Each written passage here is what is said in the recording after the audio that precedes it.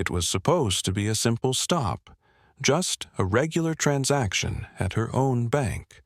But when the CEO tried to withdraw her own money, she was told no. They claimed there was an issue with her account. She couldn't believe it. The one place she thought would respect her authority was now treating her like just another customer. Little did they know, this was the worst mistake they could make. What happened next left them regretting it instantly. Before we dive in, let us know, where are you watching from? Samantha Cole had always been in control. As the CEO of a successful bank, she was no stranger to handling high-stakes decisions and managing vast sums of money. She had built this institution from the ground up, earning respect from colleagues, investors, and clients alike. But today, she was just like any other customer walking into her own bank, ready to withdraw some of her personal funds. Samantha had always been meticulous about her finances. She knew the ins and outs of her accounts better than anyone. When she arrived at the bank, she expected nothing less than a smooth transaction, something routine, something simple. She was a busy woman, and getting through this quickly was important to her. However, when she approached the teller, the atmosphere in the bank suddenly shifted. The teller, a young woman who had just started working there, greeted her with a smile, but quickly became flustered as she processed the withdrawal request. There was an issue with the account, the teller said. She needed verification, even though Samantha knew there was nothing wrong. At first, she thought it was just a misunderstanding, but when the teller insisted on further checks, Samantha began to feel the tension rise. It was then that she realized this wasn't just a mistake. This was a challenge to her authority, and she wasn't going to let it slide. Samantha Cole stood at the counter, trying to mask her surprise. The teller in front of her, a young woman who had only been working at the bank for a few months, seemed to be growing increasingly flustered. Samantha had dealt with a variety of situations in her career, from the most complex financial negotiations to dealing with irate customers. But this felt different. This wasn't supposed to be complicated. She was the CEO of this bank after all. "Excuse me, ma'am. I just need to verify a few details before proceeding with the transaction," the teller said, her voice shaking slightly as she tapped away at the computer. Samantha raised an eyebrow. "Verify? There's no need for verification. This is my account." She had expected the withdrawal to go smoothly. The paperwork was in order, the amount was well within her limit, and there had been no issues with her account. So why was this happening? "I understand, but I'm afraid I can't process this without a little more confirmation," the teller said, looking more nervous by the second. Samantha could see the young woman struggling to hide her discomfort, her hands shaking slightly as she reached for the phone behind the counter to call for a supervisor. At first, Samantha tried to be patient.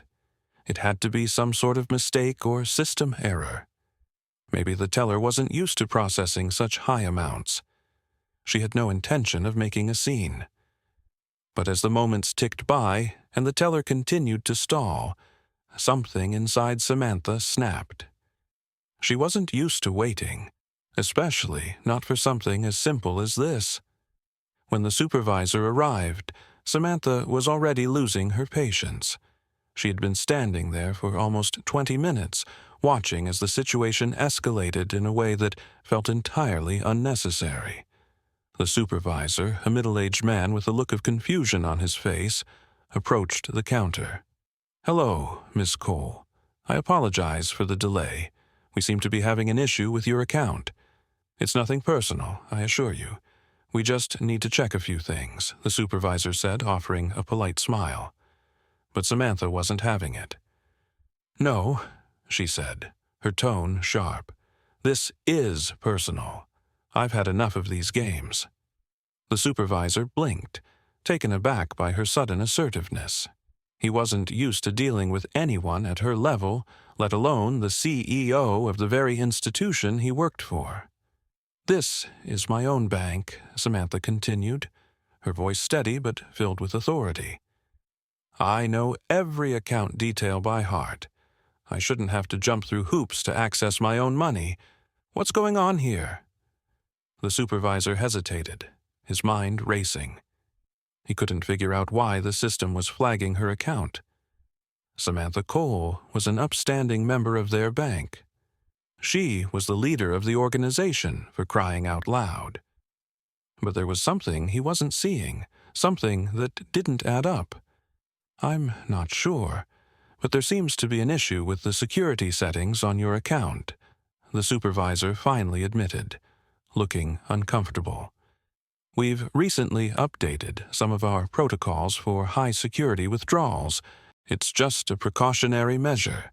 I'll need to check with the technical team." Samantha's frustration reached its peak. She could feel the weight of their disrespect building, the way they were treating her like a simple customer, when she was the one who signed the checks for all of them. This wasn't about money anymore. It was about respect. And she wasn't going to let them continue to undermine her position. "No!" she snapped, her voice colder now. "I want this sorted now. Get me someone higher up the chain. I won't wait around while you try to figure this out." The supervisor stammered, but eventually turned to make a call. As he did so, Samantha felt the eyes of the other customers on her. She knew they could tell something wasn't right. She wasn't just a regular person. They could see who she was. Yet there she was, standing at the counter like anyone else, waiting for permission to access her own funds. In the back of her mind, she knew something wasn't adding up. She had worked in banking for years, and she knew this wasn't standard procedure. No one, not even her, should be treated like this at their own bank. And she wasn't going to let it slide. As the minutes passed, the tension in the air grew. Samantha didn't care if people were watching. She wasn't going to let herself be disrespected, not here, not in her own bank. This wasn't just about her.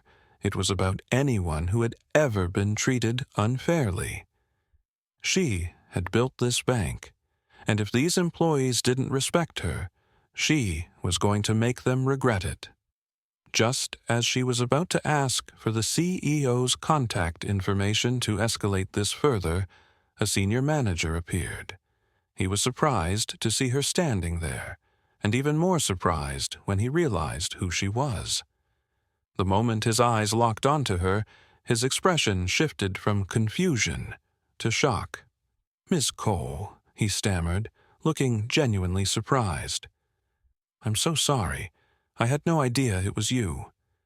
We've been having some system updates, and there's been an issue with high-level transactions. I should have checked that right away." Samantha didn't respond right away. She simply stared at him, taking in the full impact of his words. She was beyond anger now. She was disappointed. This was not how things were supposed to work. "You've wasted enough of my time," she said coldly, taking a deep breath to calm herself. "I'm the CEO of this institution. I shouldn't have to be treated like just another customer. Fix this now, or I'll have every one of you on the other end of a very serious discussion about how this place is run." The senior manager paled, realizing he was facing someone who could bring down an entire department with a single phone call. "Of course, Miss Cole. I'll personally make sure everything is sorted immediately. Please accept our sincerest apologies for the inconvenience." The apology was hollow, but Samantha wasn't interested in hearing any more excuses. She knew she had to do something, and this was just the beginning. She didn't need to prove anything to them, but she was going to make sure they understood one simple truth. No one disrespects the CEO of this bank. The more the situation dragged on, the more the tension in the room began to escalate. Samantha stood at the counter, feeling her frustration grow with every passing minute. She had always prided herself on handling pressure with grace. But this was something entirely different. She was the CEO of this bank, the very institution that these employees represented, and yet here she was, being treated like any ordinary customer. The more they stalled, the angrier she became. It was clear now that this wasn't just an error. This was something much deeper. The senior manager, still trying to make sense of the situation, could see that Samantha wasn't going to back down. "Miss Cole, I really do apologize. We've been having issues with some of the accounts since the system upgrade. I'll make sure we get this sorted immediately," he said, his voice laced with nervousness. Samantha's patience was wearing thin. She didn't want to escalate the situation further, but at this point, it felt like she had no choice. "You've wasted my time for far too long," she said, her voice cool but firm. "And you've underestimated me. I don't care if this is an issue with the system. This is a personal account of mine, and you have no right to treat me this way."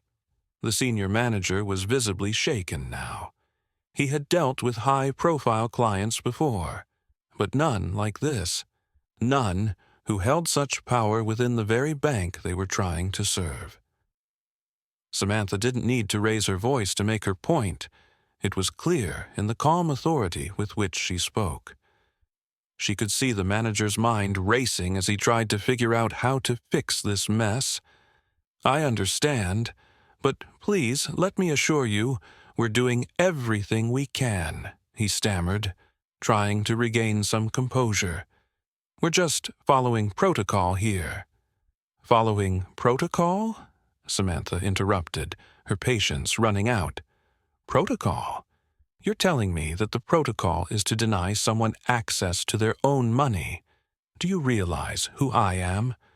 I'm the CEO of this bank, the same person who signs your paychecks, the same person whose vision this bank was built upon.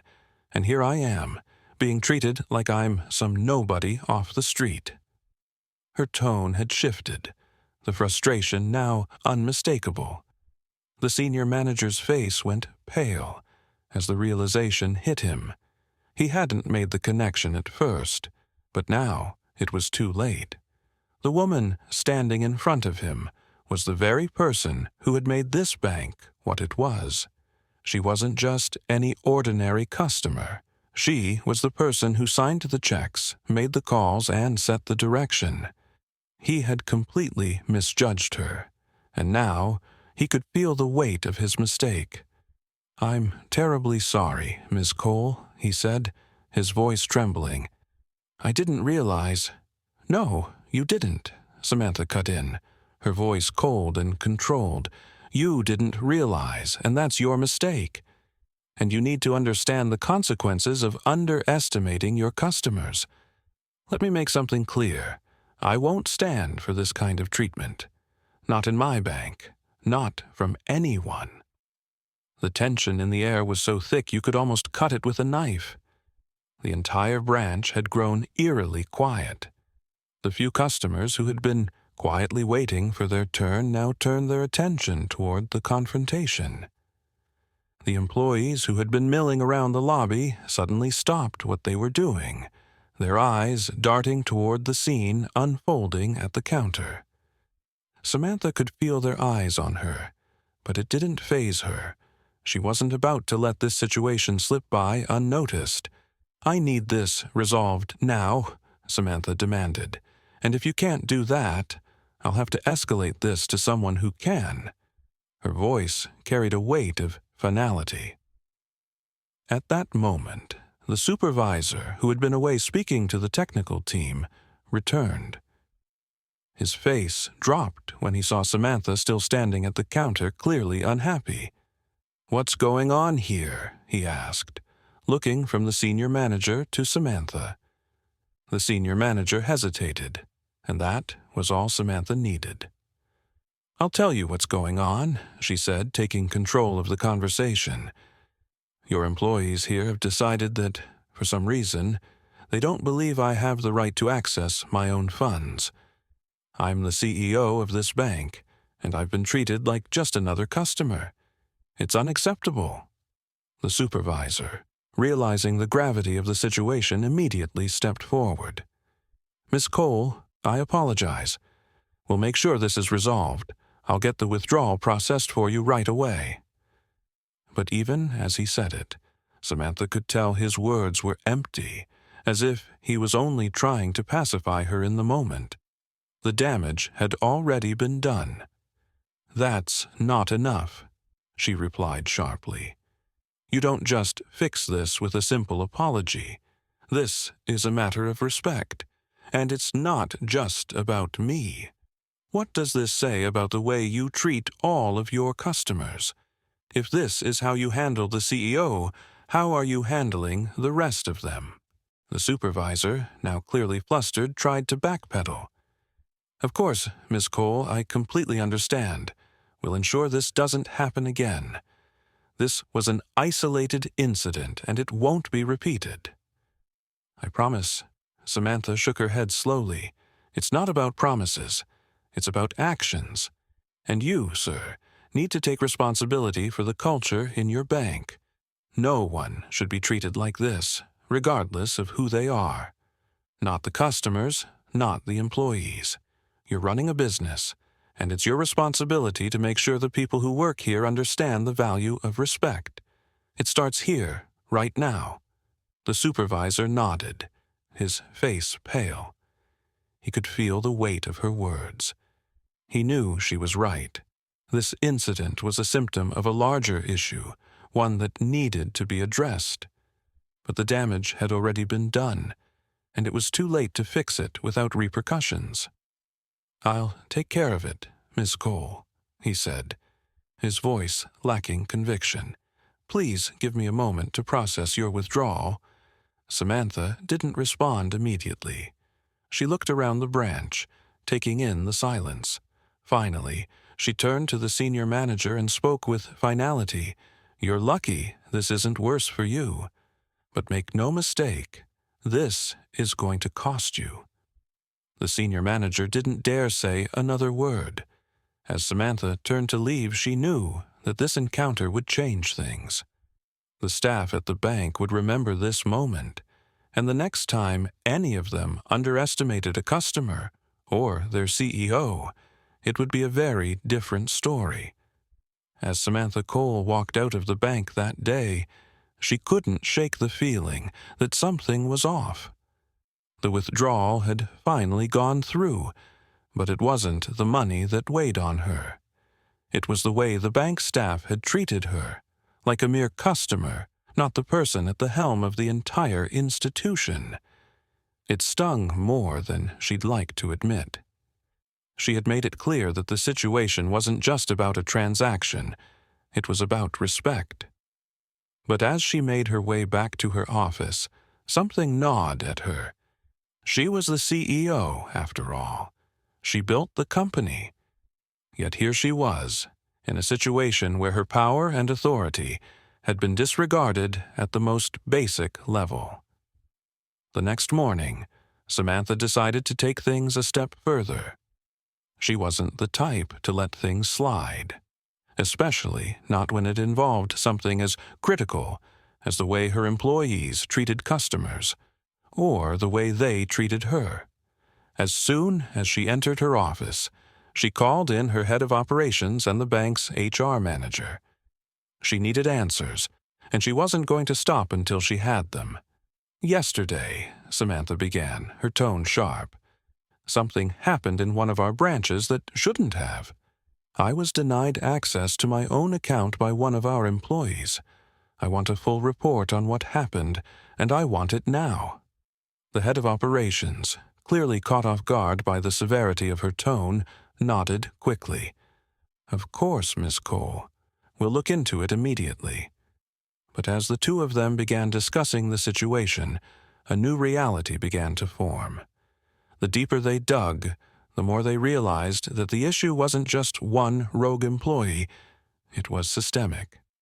The denial of Samantha's withdrawal was part of a larger pattern of behavior, one that involved mismanagement, poor training, and, most concerning of all, a lack of accountability.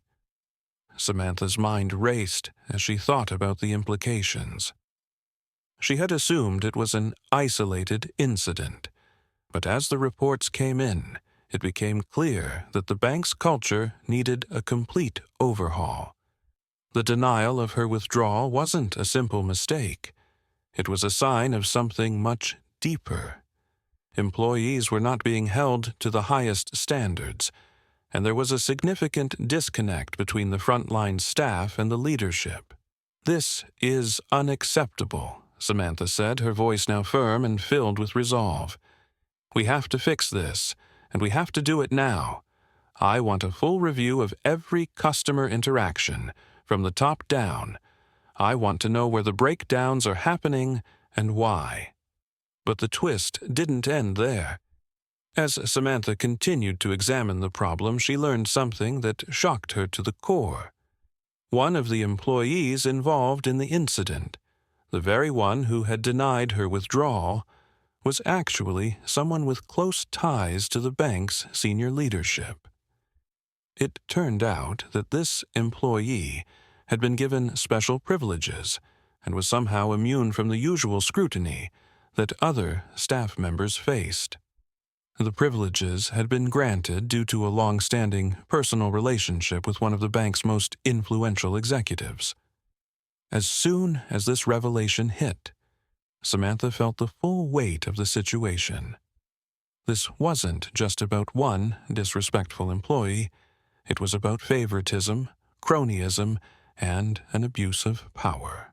It was clear that the staff member who had treated her like a regular customer was doing so under the assumption that she could get away with it, because she thought the rules didn't apply to her. "This is a breach of everything I've worked for," Samantha said quietly to herself, her hands clenched into fists. "This is about the integrity of our entire institution."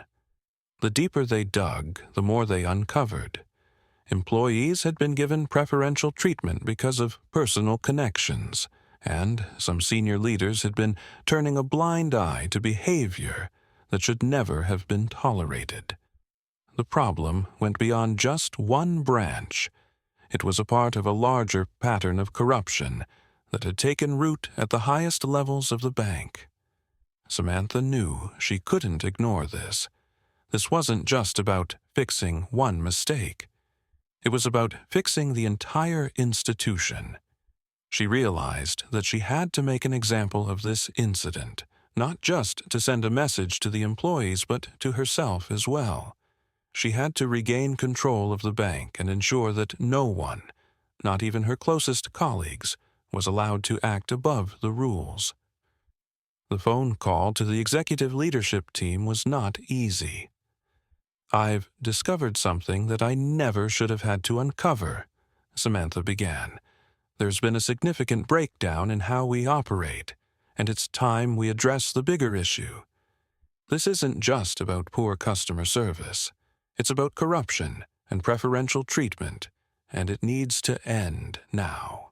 The silence on the other end of the line was deafening. No one expected Samantha to come down so hard on the very people who had helped build the bank into what it was today. But Samantha wasn't concerned with making friends anymore. She was concerned with making sure the bank ran ethically, transparently, and fairly, for everyone, from the top to the bottom. "Effective immediately," Samantha continued, "I am ordering a complete restructuring of leadership within the bank. Everyone involved in this will be held accountable. I won't tolerate favoritism, and I won't let this slide under the radar. It stops now." The leadership team, though stunned, had no choice but to comply. Within days, the employee who had denied Samantha's withdrawal was removed from her position, and investigations into others began. The internal audits found even more troubling patterns of misconduct. But Samantha wasn't deterred. She pushed forward with a bold plan to overhaul the bank's leadership structure, focusing on accountability, transparency, and customer service at every level. Samantha's quick and decisive actions didn't just right the wrongs of the moment. They set a new course for the entire institution. Employees, from the tellers to the executives, were forced to re-examine their roles and the ethical standards they were expected to uphold. Samantha Cole had not only made the bank regret its actions, she had turned a crisis into a chance for profound change. In the days following the incident, the entire bank felt the ripple effects of Samantha Cole's actions. The news of her confrontation with the bank staff spread quickly, and it wasn't just the employees who were talking about it. Clients began to reach out, wondering how something like this could have happened at an institution they trusted. But what Samantha didn't expect was the wave of support that came with it. Employees rallied behind her, recognizing the courage it took to take control of the situation. Customers, too, felt a renewed sense of confidence in the bank, knowing that someone at the top was holding people accountable. But for Samantha, the victory wasn't just in the public acknowledgement. It wasn't about the headlines or the applause. It was about restoring integrity within her bank. When she first became the CEO, her goal had always been to create an environment of fairness and transparency. This incident showed her that the work was far from done. There was a deeper issue at play, one that had been hiding beneath the surface for too long. The first order of business was the internal investigation. It wasn't just about firing a few employees. It was about taking a deep, hard look at the culture within the bank. What had gone wrong? How had favoritism and disrespect taken root in the first place? The answers didn't come easily. Samantha spent weeks working closely with her leadership team, gathering feedback from all levels of staff, and examining the bank's internal processes. What they found was a disturbing pattern. Employees who had been working at the bank for years had been allowed to operate with a sense of entitlement, believing they could bend the rules without consequence. Others had been promoted not based on merit, but on personal connections or favoritism. Samantha knew that if she was going to restore the bank's integrity, it had to start with her leadership. She needed to set the example and demonstrate to the entire organization that no one was above the rules, not even the people who had been there from the beginning. She called a company-wide meeting. When she walked into the room, there was a palpable shift in the atmosphere. The entire staff had been waiting for her to address the situation head-on, but no one knew exactly what to expect. What Samantha said next would set the tone for the bank's future. I know many of you have been wondering about the recent events, and I want to make one thing perfectly clear. The way I was treated at my own bank is unacceptable. But that's not the issue at hand. The issue is that we have allowed a culture of favoritism, entitlement, and unchecked behavior to take root here. And it stops today, Samantha began, her voice calm but filled with authority. She paused, letting her words sink in. From this point forward, every employee will be held to the same standards. We will not tolerate any form of favoritism. Every promotion, every decision, every action will be based on merit, not connections. I will lead this bank with integrity, and I expect each of you to do the same. The room was silent. No one dared speak, but the weight of her words was felt by everyone in that room. They knew things were about to change, and many of them realized that this was exactly the type of leadership the bank needed. Samantha wasn't just talking about making changes for the sake of it.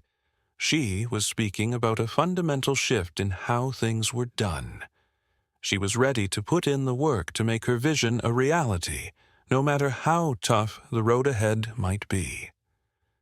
Over the next few months, the bank underwent a complete transformation. Samantha didn't just stop at fixing the immediate issues. She began to address the broader culture.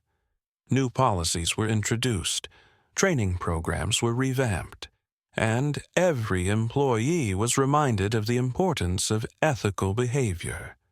The hiring process became more rigorous, and the bank's values were reinforced at every level. It wasn't just about creating a more transparent system. It was about rebuilding trust with customers, employees, and the public. Samantha had learned that real leadership didn't come from just making decisions from the top. It came from actively listening, adapting, and taking responsibility for mistakes. In the end, the changes worked. The bank's reputation began to recover, and employees felt a renewed sense of purpose. They knew that the culture was shifting toward something better. The new policies weren't just about making things look good on paper. They were about fostering a community of people who genuinely believed in doing the right thing. And as a result, the bank started to flourish once again, becoming a trusted institution for its clients and a respected place to work for its employees. Samantha had achieved something much more important than solving a single issue. She had created a foundation of accountability that would sustain the bank for years to come. She had proven that even when faced with the most humbling of challenges, leadership was about rising above, taking ownership, and leading by example. Looking back, Samantha realized that the entire ordeal had been a turning point for her, not just as a CEO, but as a person. She had faced an uncomfortable truth about the culture within her own company, and she had the strength to do something about it. It wasn't easy, and it wasn't quick, but it was necessary. And that, to her, was the true meaning of leadership. But more than anything, Samantha learned a crucial lesson that she would carry with her for the rest of her career. No one is above accountability, not the CEO, not the staff, and not anyone in between. It was a lesson in humility, in resilience, and in the power of staying true to one's values, even when the world expects you to be something else. The aftermath of Samantha Cole's decision was a game changer, not just for her bank, but for everyone involved. The culture had shifted, and the message was loud and clear. No one, not even the CEO, was above accountability. The bank became a model of transparency and fairness, with new standards of operation that focused on integrity, respect, and customer service. Employees, from the tellers to the executives, understood that they were all part of something bigger than themselves. They were responsible for maintaining trust, and that meant treating everyone, from customers to colleagues, with the respect they deserved. Samantha's actions, though tough, became a catalyst for much-needed change. Her leadership not only fixed the immediate issue, but also set a precedent for how the bank would operate moving forward. The respect she demanded was no longer just about her position as CEO. It became a core value of the bank itself. Her commitment to change was more than just a reaction to a bad situation. It was a personal mission to create a culture that was ethical, accountable, and transparent. And that's where you come in. We all face moments in our lives where we're tested, where things aren't going the way we expect, and where people make mistakes. But how we react to those moments, how we take responsibility and demand change, defines who we are. So, what do you think?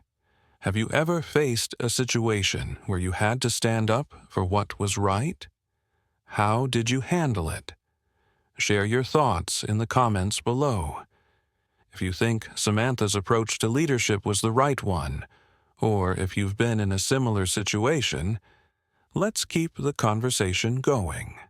Don't forget to like, comment, and subscribe for more stories on leadership, accountability, and personal growth.